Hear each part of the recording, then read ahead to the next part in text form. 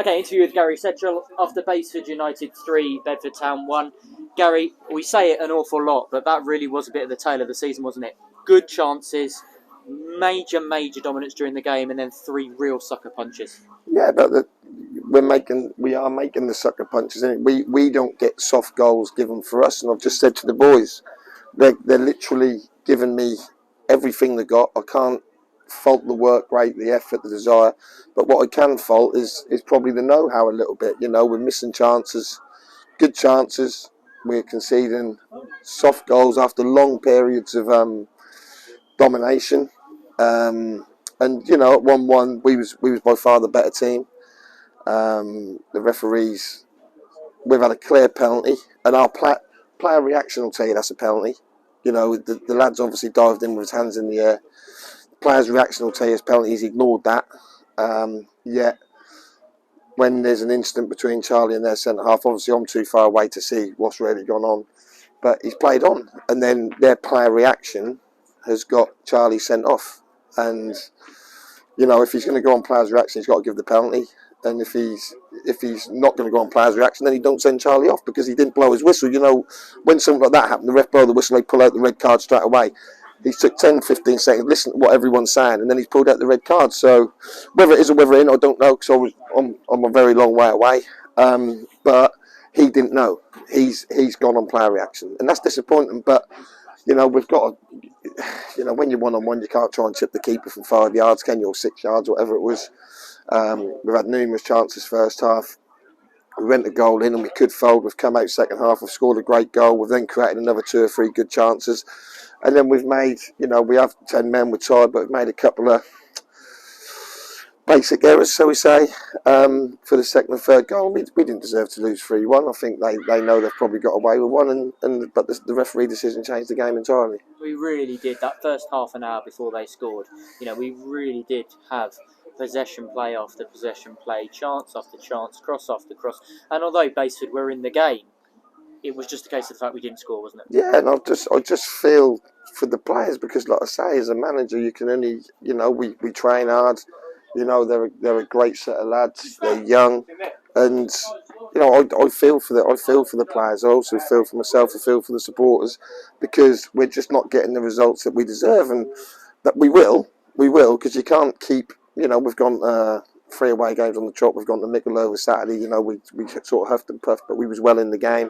We went to Needham. We should have won the game. We've come here tonight. We was well in the game and had some long spells where we was the best team. But Basford didn't make any real mistakes.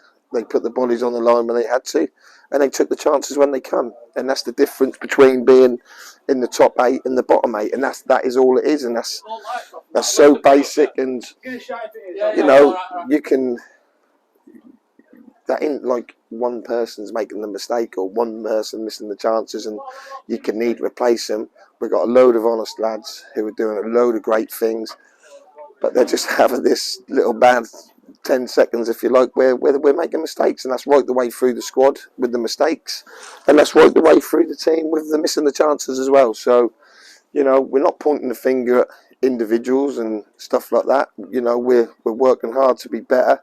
We're trying to make the players aware of, you know, we get punished for our mistakes at this level. But we have, as manager, obviously I'm really disappointed tonight and gutted, but as a manager, I've got to take the positives that we're playing some really good football. We're not hanging on for long periods. We're not getting dominated by anyone, and we've come on leaps and bounds from sort of August and September. Now coming into November and December, and I'm certain we'll keep getting better and better. And you know, we just perhaps need a little bit of luck as well. Like the penalties, that's a definite penalty. That's handball. But there you go. Never mind. There's some good performances tonight. You always give the supporters the respect of being honest. Yeah. So we know we're getting honest for a difficult question here. Yeah. How much is that a concern? Because as you said, as you develop as a player at step 3, you need those 10, 15 games to start getting used to it. Yeah. I don't like using the term panic button. We know we use that. But, you know, how much of a concern is it to you that we are making those 10 second, 30 seconds in a game that just are so costly? That's a concern if it kept happening to the same player or in the same area of the pitch. That would be a massive concern. But you know, obviously, because it's a concern when you're not getting results. You're always concerned, and you can overanalyze it though. But I always say, you know, in my career as a manager, that's not the missing chances. I've been in spells where you're not creating any chances. That's the concern.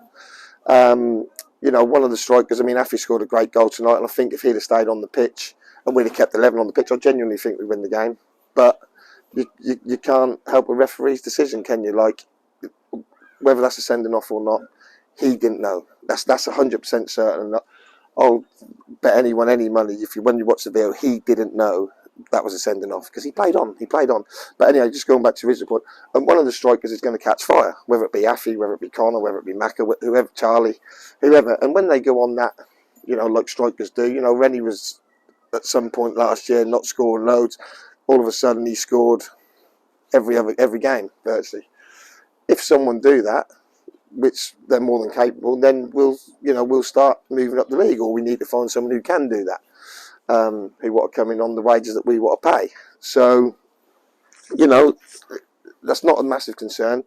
Defensively, I think, you know, Dreyer, Richardson, Phelan, Warburton, Harriman, Keeble, I think that's very, very difficult to knock their performances ever, because they all always do very, very well. But as we just seem to, maybe we overanalyze, but we seem to concede softer goals than the goals that we get in softer chances. You know, the first goal tonight is a replica of the first goal Saturday. It's a quick throw in. We don't get out there quick enough. They do a little 1-2 and they score, which is really disappointing. And obviously the other two, I think Drew's perhaps dropped in a little bit too far. And then I don't know whether it went wide of Peds or under Peds. And then the third one, probably if we're 1-1, Peds kick it in the stand with 2-1 down, he try to kick it down the pitch. I go to their lad who's then finished. But we just get punished. And that's about time we start punishing other teams. And, you know, Saturday's a huge game for us. I just said to the boys now, it's the biggest game of the season. St Ives at home, that's a local game. 2 evenly matched teams for me. You know, they'll be looking for a result. We've got to get a result. And, you know, that's going to be a great game Saturday. Ricky's a great bloke as well. He's sort of like one of my friends in the game, and, you know, he'll be trying to stick with honours, and, you know, we've got to try and get a result Saturday. And, you know, again tonight, you know, we're clapped off by the supporters. There's, you know, they can see, the ones who come regular can see exactly how hard we're trying, exactly what we're trying to do, and how close we are to not being a bad team at this level. But at the minute, if you just look on results, we ain't a good team at this level. We're an average team at this level at best. And, you know, we just need the results to match the performances. 2 final quick points. Diddy and Affy went off tonight, obviously with injuries. It seemed Diddy crushing his shoulder or arm, and Affy obviously looking as if he'd just put a shift in for 180 minutes, not just 90 minutes tonight. What's the situation with them both? Diddy's shoulder keeps popping in and out, which is a bit of a concern, but I'm not sure he's all right till he lands on it, really. Once it's gone, it's gone. And Affy was just an impact where he's got a smash on the hip. Hopefully he'll be all right for Saturday, because he's proven to be a good player for us. And just we've lost Dan Jarvis has gone back to Peterborough Sports. They've recalled him, which is their right to do with the parent club. But obviously he's a loss as well, isn't he? Yeah, he's a loss. You know, he was just bedding himself in. You know, he's a good lad as well. Wish him all the best. He come on last night. I spoke to Jimmy today. He made an impact as well last night. So, you know, he done well for us, and hopefully we done well for him. And, you know, if we've put some building blocks in, haven't we, for when he ever leaves Peterborough Sports. And hopefully, you know, we'll see him in a Bedford shirt at some point further down the line. You mentioned about Saturday and the importance of Saturday, so I won't go into that. But how important is it that there's a feel-good feel around the Erie to try and roll back to 3 Listen, there'll be a feel-good theory. Feel-good theory. That's a lovely way of saying it. Feel-good feeling in the dressing room. That's my job now, to pick the boys up. We'll train Thursday. You know, we'll have a probably chat about things Thursday. But this is what I get paid for, innit? You know, that was easy last year when you're winning every week. I shouldn't have perhaps been paid, but this year we're having to earn our money as staff and as a manager, and, you know, this is where you find out about yourself. But I've been there plenty of times before. I've had I wouldn't even call it a bad run really, but I've had seasons where we're not on top and we're mid-table, and you've got to keep trying to reboot the lads all the time, but these don't need a lot of rebooting. We just need to